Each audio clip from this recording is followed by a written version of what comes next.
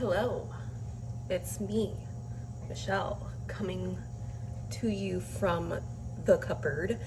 And I know what you're thinking. Bella, where the hell have you been, loca? And that's valid. That's a valid question. I did kind of like fall off the earth for a few months. And don't worry about it. We're back. We're back. We're in a new location. Your girl purchased a home, so that's exciting. And I'm going to be halfway done with my master's program. That's also exciting. But yeah, it's just been a wild ride, a combination of just life things, and editing is just really like, okay, filming is the fun part, right? Filming, propping the camera up, talking to you guys about the books that I'm reading, everything else going on in my life. That's fun. It's the editing that gets really intense. And it doesn't help that I'm a yapper. So I'll just like talk. And there's just so many things I have to edit out. And yeah, but I miss content creation. It's honestly a fun hobby of mine.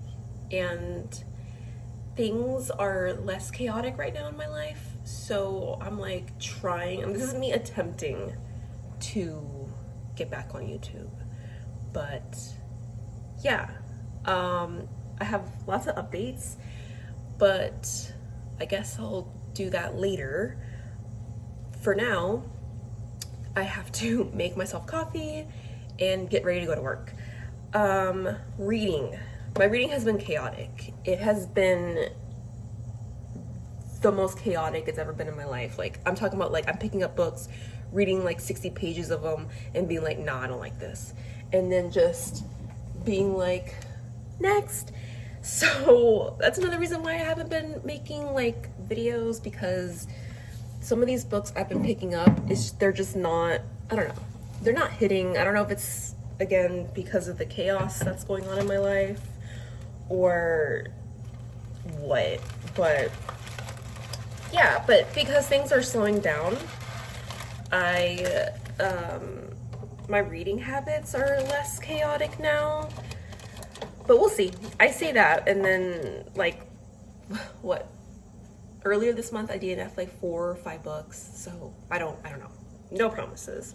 But I will say that I'm currently reading Daggermouth, because that is the new hyped up book. And I am 106 pages in. I get it. I get the hype. Okay. I'm understanding like what the hype is. It's fun. I'm intrigued. I'm not impressed. Like, one of my friends, Gabby, like on Steph Discord, was like, she's not impressed, and I feel that, like, it's nothing new. A lot of like themes explored. I'm just kind of like, okay, well, you know, like, I've read this before, so like I'm not necessarily impressed, but I am enjoyed. So Daggermouth is supposed to be a dystopian dark romance, which I know like dystopian romance has like some controversy behind it, because it's like romanticizing oppression and stuff like that. So I get like the criticism behind that. But so far we are following Shadra. I feel like I'm saying her name wrong. Shadra, and she is like a rebel, part of a rebel group called Daggermouth. Hence the name Daggermouth. She's a mercenary. She's an assassin. She's a mercenary.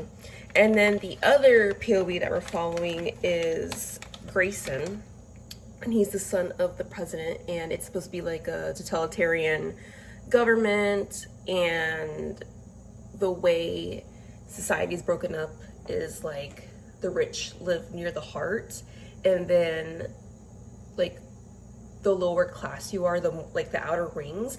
I don't know. I think the world building is interesting, but like it's not descriptive enough that I'm kind of a little lost of how like the world works. But it's interesting. Like, it has interesting concepts, but like, I don't know, I need a little bit more because it is a little confusing. But that's what I gathered from what I've read, that like the the poorer you are in the outer rings that you live. And so Grayson is fighting with his feelings of like he hates the system. He also hates the system. He has his own way of rebelling. I'm not gonna go into it because that's kind of like spoilers.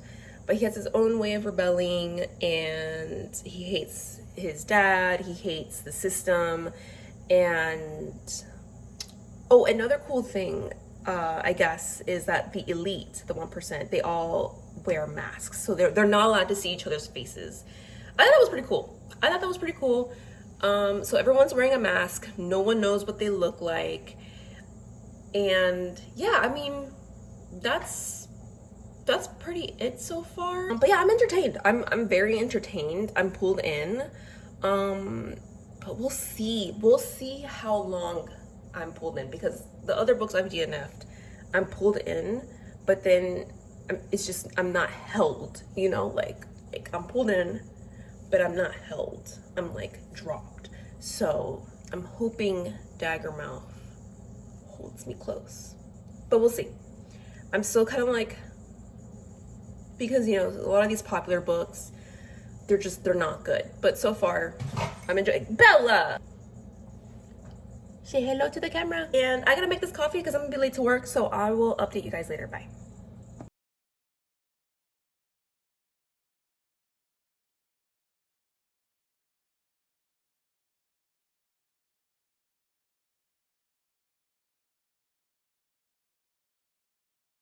Hey friends, I'm back here with an update, and that update is I DNF'd Daggermouth at page 200. So I was enjoying it. I was really entertained by it in the beginning. But then as the story progressed, it just started falling apart for me. A lot of things weren't making sense, and it was just not well written. And I'm kind of like catching myself finding it hard to be honest about my thoughts on this book because it's so well loved. Like, if you go on Goodreads, it has like hella 4 or 5 stars, and like I thought it was gonna be like a fun read, but like I said, as I just kept going, it was not. No, it was not good. And I don't know, people can be very mean on the internet, and I have seen some nasty comments, not on me, like not towards me, but like on other people like who have reviewed Daggermouth and given it like a lower rating. And it sucks. It sucks because it's supposed to be like your opinion, and you're supposed to share your opinion, and not everybody's gonna like the same thing you like, right? But that's just the world that we live in now, where people treat other people's opinions as facts. And yeah, it's just crazy.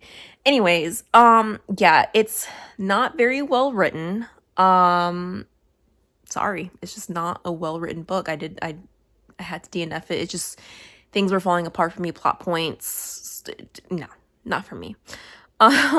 So pretty sad about that, but oh well. I think I mentioned this earlier in the vlog, I don't remember, but my reading mood has been extremely chaotic. So I've just been picking up books here and there and trying to, you know, see what sticks and what doesn't like stick. And I am in the middle of 3 books. So no. Yes, 3 books. So I picked up the audiobook for The Red Winter by Cameron Sullivan. I think that's his name. Sullivan? I'll put the picture of the book title here. So this is actually Steph's book club pick, and I'll leave her channel down below. Yeah, I started listening to the audio of it. I'm 15% in. It's really, really good. I really like it. I don't know if you guys have seen the show Our Flag Means Death, but it kind of gives the vibes of Stede Bonnet. At least the narrator, like the narrator reminds me of the main character Sebastian, but not physically, but just like I guess tone wise and personality wise. And we are following Sebastian Grave. He's a professor and he is summoned to this town in France to basically hunt a monster. So he's a monster hunter slash magical dude who has a demon trapped inside of him. And this takes place during like 17th century or 18th century France. And if there's one thing y'all need to know about me, is I love historical shit. I be eating that shit up. So yeah, I am having the best time right now. The audiobook is so fun. I have been cracking up all morning because I've just been listening to it all morning. And I'm having a great time.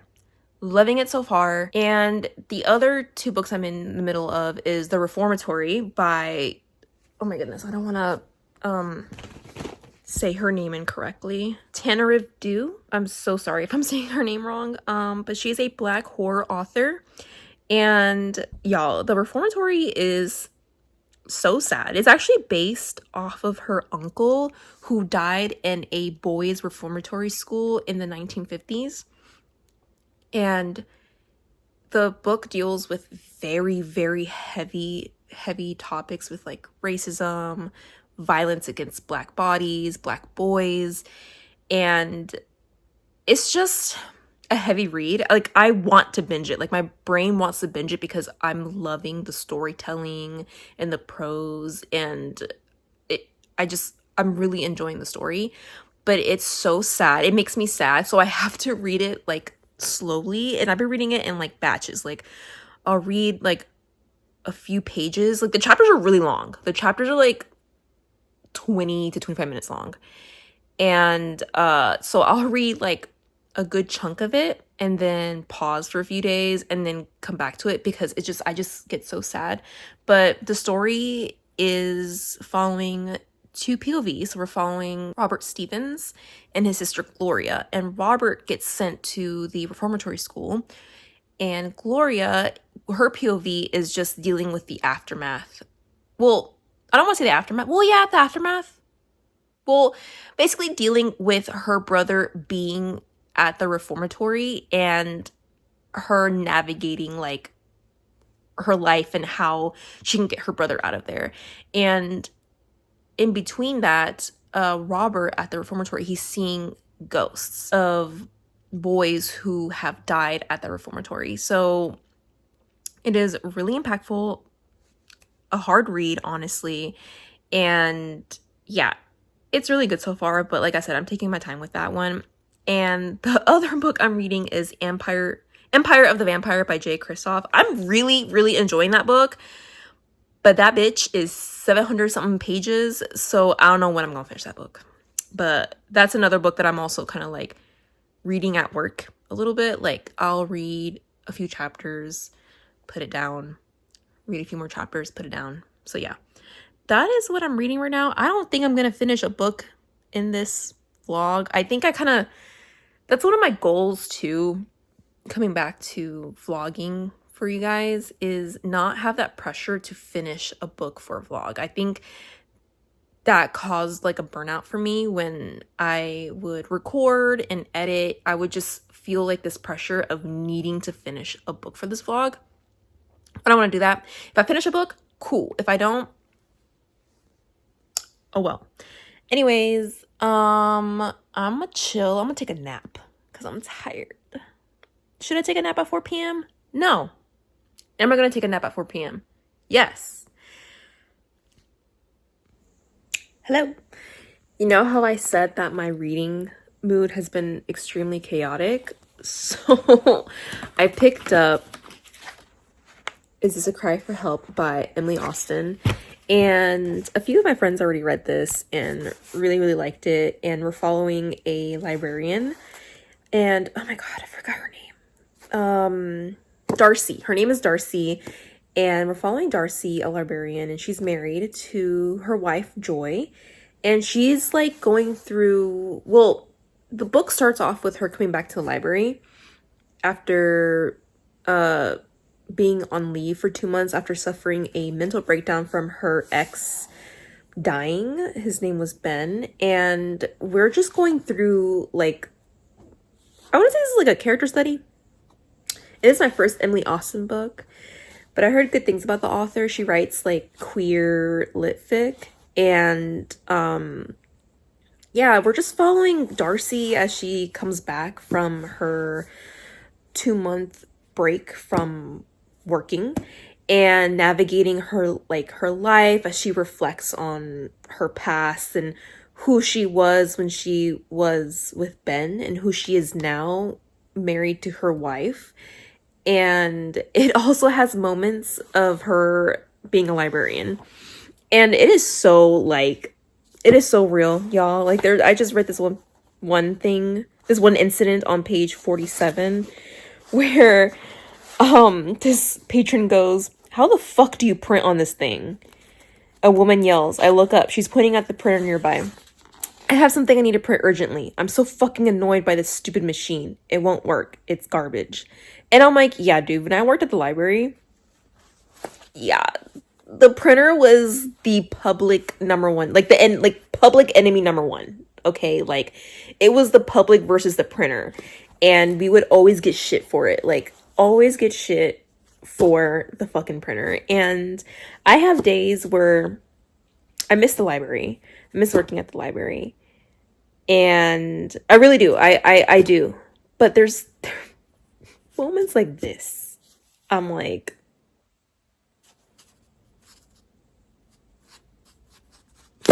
working with the public is rough at times. And I always say working at the library is like social work because you work with so many different people. You deal with a lot of like demographics, a lot of homeless people, a lot of like people who I don't want to say like mentally ill, but like okay, like with kids, we had a lot of kids that had behavioral issues come in.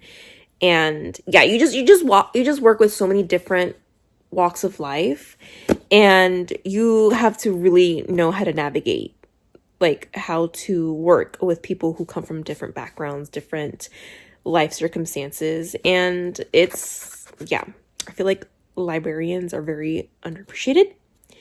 And yeah, anyways, I just wanted to say that. And I know what you're thinking, Michelle, aren't you like in the middle of five different books? And yeah, I am. Indeed, I am. That has been my life. Literally, the past few months, it's just been me in the middle of 7 different books and trying to figure out what book sticks. And yeah, I'm really enjoying this one. I'm like about to hit the 50-page mark. And yeah, I mean, that's what I'm doing. I'm also, after reading, I want to read like a few chapters of Is This a Cry for Help and then continue with the Reformatory. I am getting to a chapter that I'm really scared about because I think I already mentioned this on a previous clip, but this book is really hard to read. So I try not to binge it because it's bingeable, but it's so depressing. And I have a feeling that we're about to hit a chapter that's going to be like really, really, really sad. And I'm just like, I don't want to read it. I'm just too scared to read it. But yeah, this book is a hard read. It's a hard read. But yeah, today is Monday. What's today?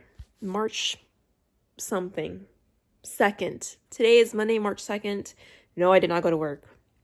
I wasn't feeling too great. I'm finally feeling a little bit better, but I was feeling under the weather. Yeah, so I stayed home so I could like recuperate, and I'm feeling a lot better.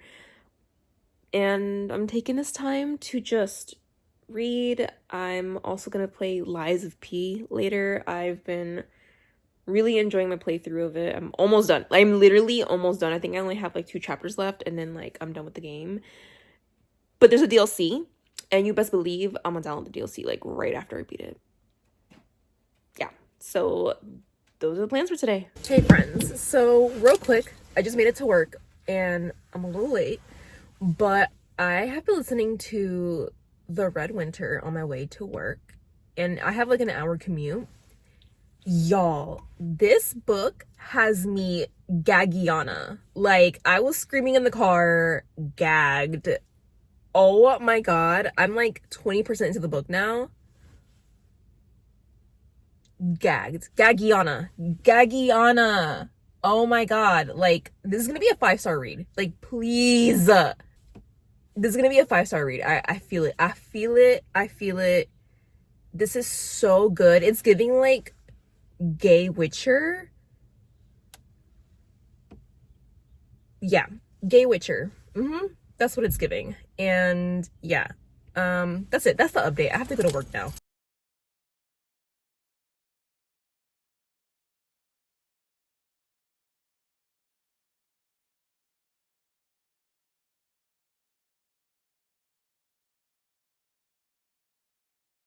Hi friends, I am on my lunch break and me and my friend wanted matcha lattes, and so she like couldn't come with me because she was busy, but she like told me about this place that's close by her job, and I'm like, okay, cool. And as soon as I pulled up, this bitch, and you best believe I texted her and I was like, you bitch. She did not tell me that there was a bookstore literally right next to the fucking coffee shop. And yeah, I was like, oh, I'm about to be late on my lunch break because I cannot stop by like I can't walk by a bookstore and like not go into the bookstore, right? But I did not leave with a book, but I did leave with some things. Of course, y'all know I love my stickers, so I got this Bookish Babe sticker and Silly Goose Juice. I had to. And then I got this sardines bookmark. I thought it was pretty cute. And then I got this new key, like, chain thing. It says, how am I supposed to live, laugh, love in these conditions? And I stay quoting that because, honestly, how are we supposed to live, laugh, love in these conditions? And then I got this cute, but this is not for me, it's for my friend. I got her this cute little busy bee little notepad thing, so because she likes bees. So yeah, and then my stunning matcha oat milk latte with lavender. Yeah. So I was really hoping the bookstore had The Red Winter. That is my current audiobook, and I am like 25 to 30% in, I think. I don't remember. I was listening to it more this morning. Absolutely stunning. I love that book so much, but it's so hard to find. A lot of like some of the barns near me don't have it in stock. So when I asked the bookseller, they didn't have it, but they did a special order for me. So I have an excuse to go back in a few days when my order comes in. But yeah, anyways, I'm burning up in this car and I have to go back because I'm late.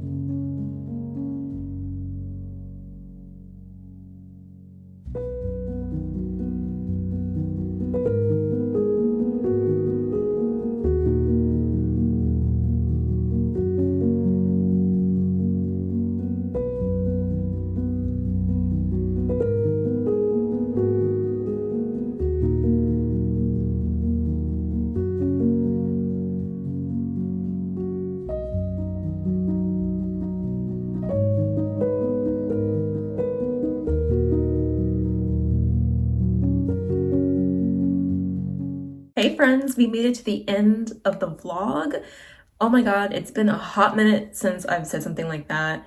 I finally have my books on my new bookshelves. I will give you guys like an updated tour of the office a little later, maybe in a different vlog. It's still not done. I legit thought I finished like unpacking all my boxes, but I have the ADHD where if it's out of sight, it's out of mind. And I opened the office closet and I still have boxes in there. And I'm like, oh, which is funny because I was looking for my camera so I can do the outro because I recorded most of this vlog on iPhone. And I was like, oh yeah, it's in one of those boxes. So yeah, I still have a lot more work to do, but the office is painted. It is organized, the shelves. Look at all that space. You know what that means? More books on these shelves. Also, please excuse like my haggard appearance. Like my edges look crazy right now. I look crazy. I feel crazy. It has just been really busy at work, and also we are doing kind of like end of semester projects in my classes, so I am perpetually exhausted. My hair is a mess, I look a mess, I feel a mess, but we're not here for that. We're here for what I read in this vlog. So I am a reader. Okay, I finished 3 books. We finished wow, I already forgot the name of the books that I finished. The Red Winter by Cameron Sylvan. That was such a good book. I rated it 4 stars. I was going to rate it 5, but I will say that as I got past the 75% mark, it started to lull, like the plot and the pacing started to lull, and I just felt like some things were kind of like dragged out. And I feel like the author was focusing on so many different things that we really didn't get like any deeper in certain themes and get to know certain characters more. But for a debut novel, okay, Cameron Sylvan popped off. That was such a good book. Like, I really liked it. We read this for Stephanie Fall Into Steph, her Patreon book club pick. And it was a hit, okay? It was a hit. A lot of us really enjoyed it, and I highly recommend it. I will say it leans more on the historical fantasy aspect of it. There is romance in it, but it's more like sprinkled in, and monster hunting and demonology is also in there. So if you like that, then you'll definitely like The Red Winter. Like, it's such an excellent read. And if you guys like listening to audiobooks, please listen to the audio of it. Like, the narrator does an amazing job, and it's 2 narrators. They do an amazing job just like voicing every character in the book. It's so good. And then the next book I finished Is This a Sign for Help by Emily Austen. 5 stars. 5 stars. That book was so freaking good. And I'm not gonna lie, y'all, like I was struggling just a little bit in the beginning because I was trying to get used to Emily Austen's like voice in her writing. It was a little off-putting because it read kind of like monotone, but as I kept reading it, it was really good, and it is genuinely a love letter to libraries and librarians, and the ending just really got me. Like, I was at work almost crying. Like, I was like, oh my god, like what the fuck, Emily Austen? That was so crazy. That was so good. And I like grabbed highlighters from my desk and I was just highlighting shit at work. I was like, this is such a good like sentence. This is such a good sentence. This is such a good sentence. Yeah, 5 stars. That was a phenomenal read. And then the last book I finished is The Reformatory. Okay. 5 stars. But let me tell y'all something. This book is so emotionally torturing. It is a beautifully written book. Like, I think that Tarana Dew did an amazing job like honoring her family, because I think I mentioned this earlier in the vlog that this book is based off of her great uncle Robert Stevens, who was sent to a boys reformatory school in Florida in the 1930s, and he was killed. And this book is like inspired by her great uncle and her family. Like I read the author's note at the end, and it was, oh my god. Please, if you're gonna read the reformatory, read the author's note. It really shines the light on like the research Tarana Dew did for this book. And she had family members that were like civil rights activists, and she also incorporated like real people, like real civil rights activists into the books. That I haven't heard from, like I haven't heard about. I had to Google their names because the way she was writing about them, I was like, why do these people sound like they're real?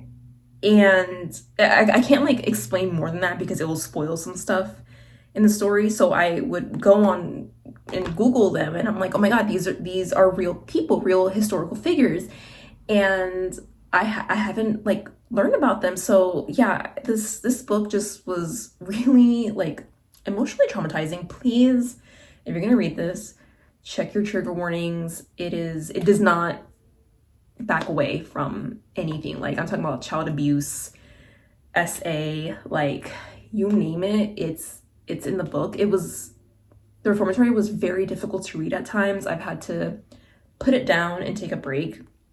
I think I started it in January, and today is March 9th. What's today? March 18th. So yeah, it took me from January to finish the reformatory because there was just some chapters that were just too much, and I had to like put it down, take a breather. But this was definitely like an important story to read, and I'm so glad I finished it. And it did have a bittersweet ending, but it was still really, really like sad. I was really like emotional near the end, and I just think this is a novel that needs to be read in classrooms because yeah, it's just so well written. Yeah, that was a great book. That was a great book. That was good. That was good. Really sad, but really good. Yeah, games. I have been playing games. So we all know Resident Evil 9 Requiem came out, and me and one of my besties, we are playing that together. She's actually coming over this Saturday so we can continue playing it. And y'all, me and my husband's tax refund hit, and we got a Switch 2, and we got Pokepia. So yeah, that's been taking up my time. Pokepia, school, work. How do I do it all? I don't know. Look how haggard I look. That should tell you. That should tell you how I manage my days. It feels really good to be back and content creating. It has just been craziness with the move and trying to get the office together and school, and I think I'm finally at a place now where I can go back to recording and implement vlogging and editing into my schedule. So I'm really excited to get back into that. I really miss content creating. It's a hobby and I really enjoy it. And yeah, so I do have 2 reads that I'm going to read for the next vlog, and that is Agnes Aubert's Mystical Cat Shelter by Heather Fawcett. She's the author of the Emily Wilde's Encyclopedia of Fairies. Look how cutie she is. Gorgiana. And I heard that this is kind of like a house moving castle. What was I trying to say with that? Brain. It's giving house moving castle vibes. That is what I heard.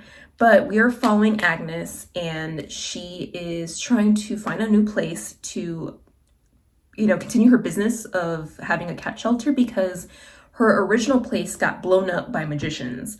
And there are magicians in this world. And this takes place in 1920s Montreal. And she has to seek out a magician, even though magicians blew up the street where her cat shelter is. None of the cats were harmed, by the way. She has to seek help out from a magician because no one wants to rent a home to her, because they're like, you're gonna rent a house out for cats? Nah, bro. So Yeah, when we start this book, she is like basically house hunting for her business and she keeps getting denied. I got 25 pages in and I'm really, really liking it. I like the vibes. I really like Agnes. She's like in her 30s, so, you know, I get excited when we have an FMC in her 30s. And then because Emily Austen wrecked me with Is the Cry for Help, I picked up another Emily Austen book. And this one is Everyone in This Room Will Someday Be Dead. And it's about a girl named Gilda. I keep trying to say Glinda, but it's not Glinda, it's Gilda. And she has like this obsession with death. And she ends up working at a Catholic church. And yeah, it's just her, I guess, exploring death. I read a few pages already and I was like, yeah, because I borrowed it from the library, read a few pages, went to the bookstore on my lunch break today and I saw that they had a copy and I was like, you're coming home with me. So yeah, these are the 2 books. Oh wait, I lied. Calabasas. The audiobook hold for it came in.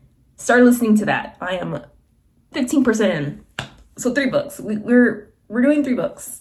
So Calabasas, Everyone in This Room Will Someday Be Dead, and damn, I always pick these books with these long titles. Agnes Albert's Mystical Cat Shelter. Those are the 3 books I will be continuing to read. So if you guys have made it to the end of this video, leave a book stack emoji, because why not? You know, we got the books, we got books. Leave a book stack emoji. And I will see you guys in the next video. Bye.